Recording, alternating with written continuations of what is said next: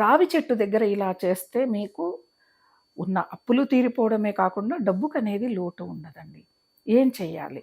రావి చెట్టు దగ్గర తెల్లవారుజామునే సూర్యోదయ సమయానికి మీరు స్నానం చేసి ఆలయానికి వెళ్ళిపోండి. రావి చెట్టు ఉన్న ఆలయానికి వెళ్ళి చెట్టుకి ప్రదక్షిణలు చేయండి మొదటగా.